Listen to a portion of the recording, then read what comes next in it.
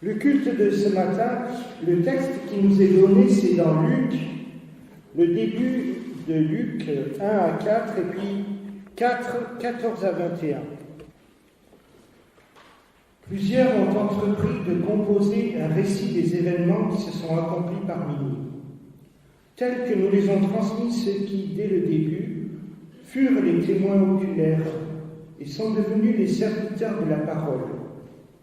C'est pourquoi j'ai décidé, moi aussi, après m'être informé de tout depuis les origines, d'en écrire pour toi, cher Théophile, un exposé suivi, afin que tu te rendes bien compte de la solidité des enseignements que tu as reçus.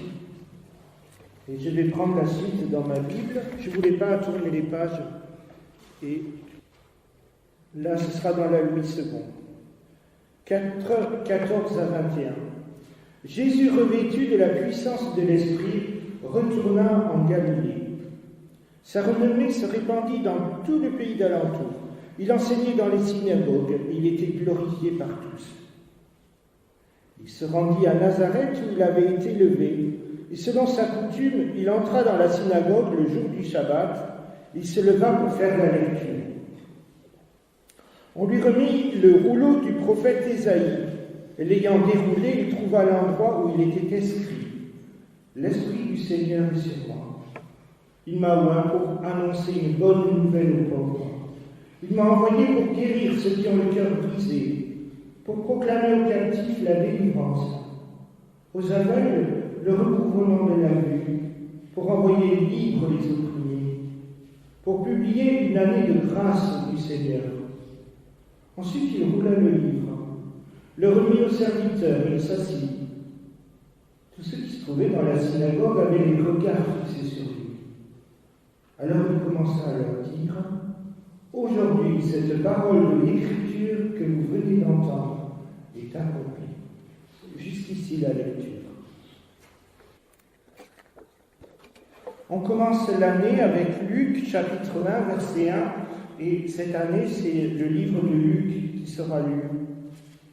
Plusieurs ont entrepris de composer un récit des événements.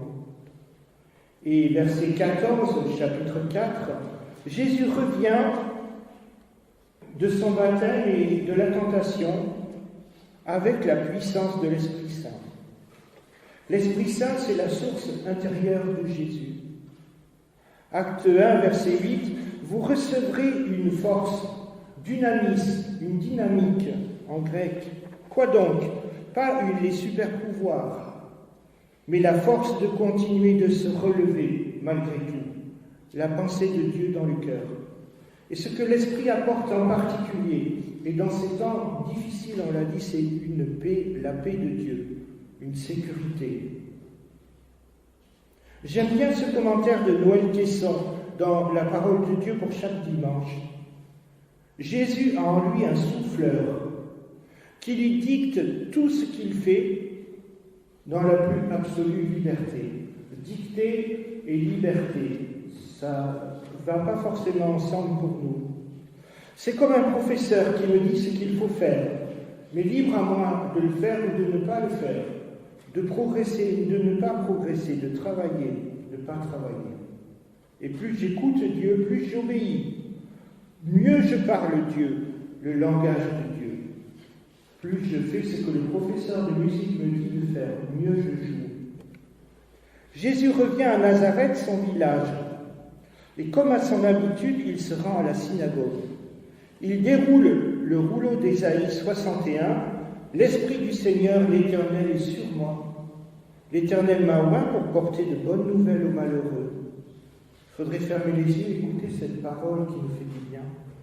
Il m'envoie pour guérir ceux qui ont le cœur brisé, proclamer aux captifs la liberté, aux prisonniers la délivrance, publier une grâce, une année de grâce de l'Éternel, un jour de vengeance de notre Seigneur contre le mal, pour consoler tous les affligés, pour accorder aux affligés de Sion, pour leur donner un diadème au lieu de la cendre, une huile de joie au lieu du deuil, un vêtement de louange au lieu d'un esprit abattu.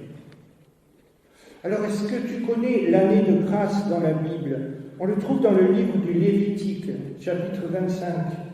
Cela revient tous les 50 ans, c'est un jubilé. Tous les 50 ans, une année de grâce, les esclaves qui se sont vendus parce qu'ils n'avaient plus d'argent retrouvent leur liberté.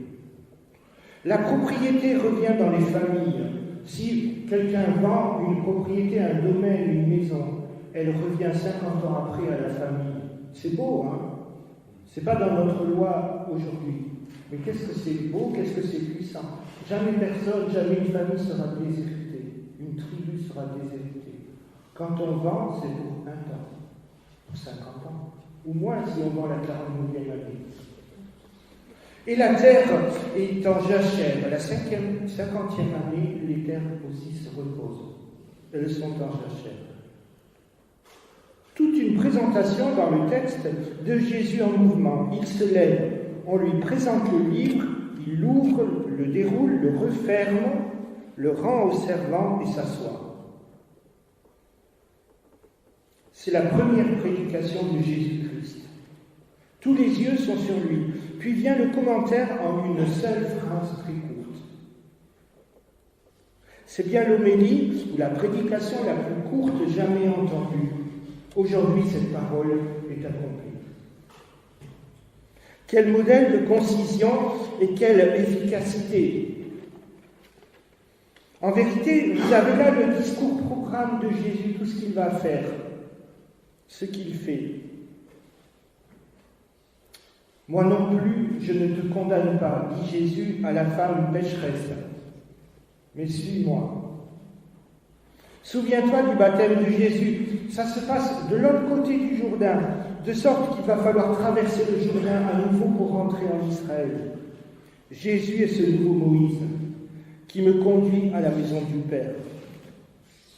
La condition, me savoir pauvre et en avoir envie. Cette parole, dit Jésus, c'est aujourd'hui.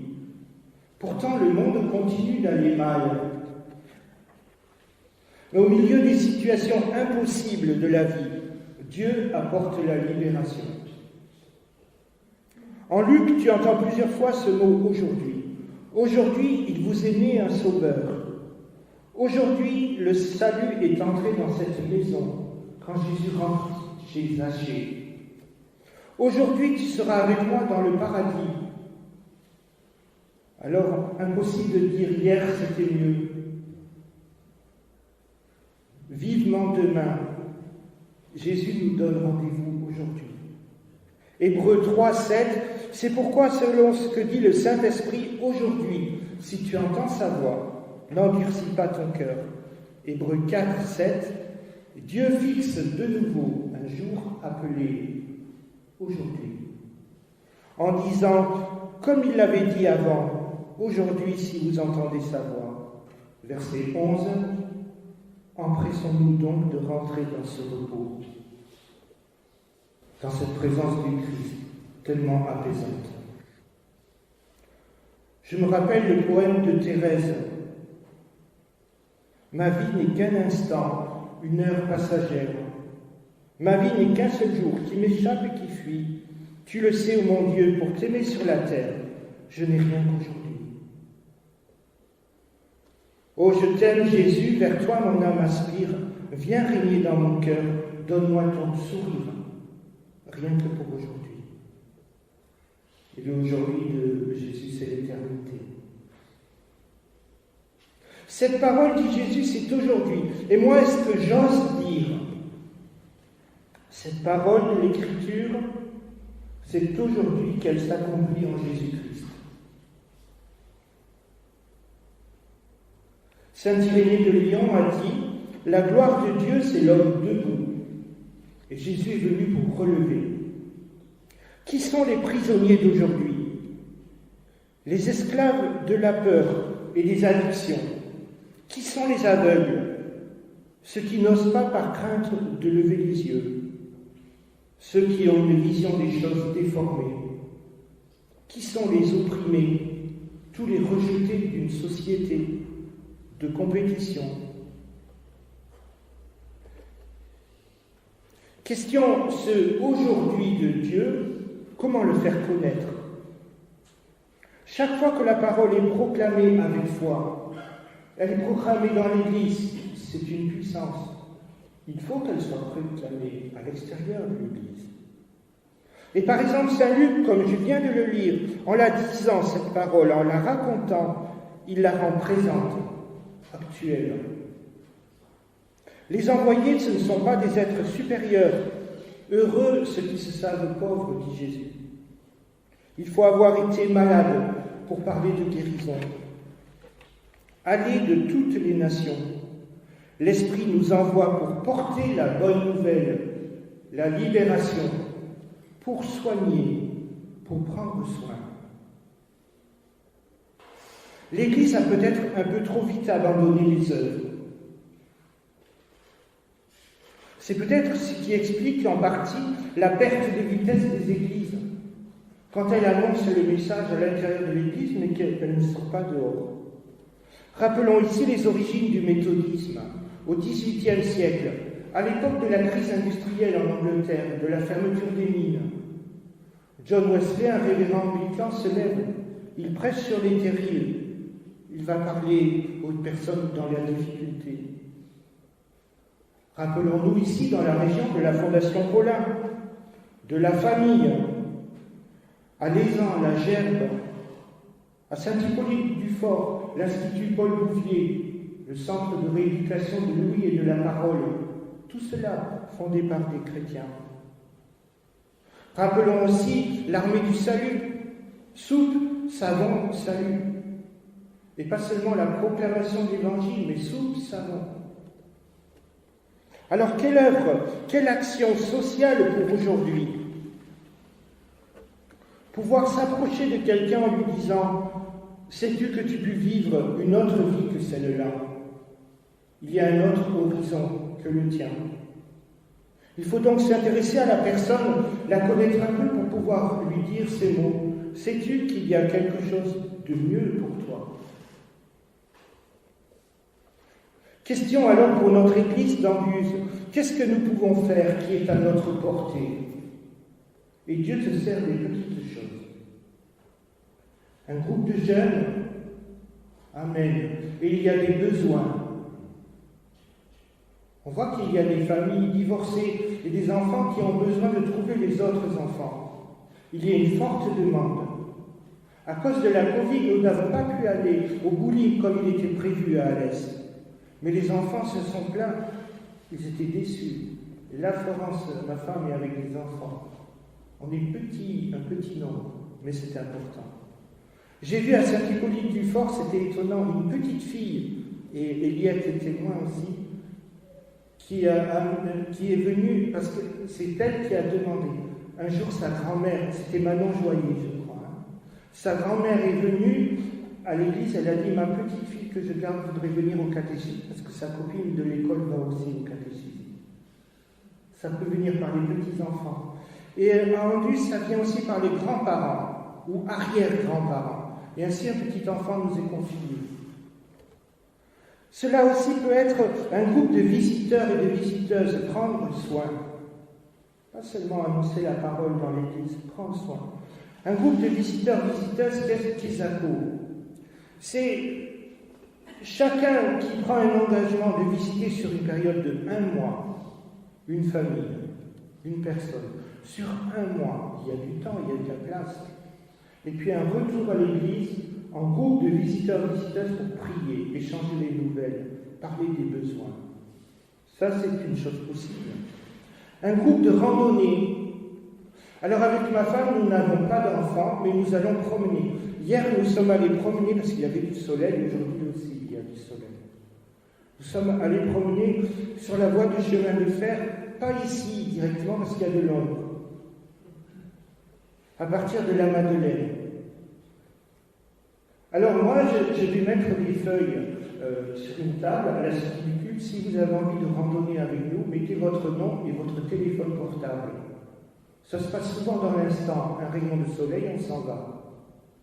Donc avec votre téléphone portable, on peut vous envoyer un SMS en disant « Florence et Joël pour randonner, si vous voulez venir avec nous ». Aussi créer un groupe d'hommes, un petit déjeuner d'hommes avec un thème et un orateur. pour des conférences. Ici, il y a un groupe de dames avec des conférences. Ma femme va vous en parler. Pourquoi les hommes seraient le reste? À Münster, en Alsace, il y a un groupe qui s'appelait le Forum des hommes.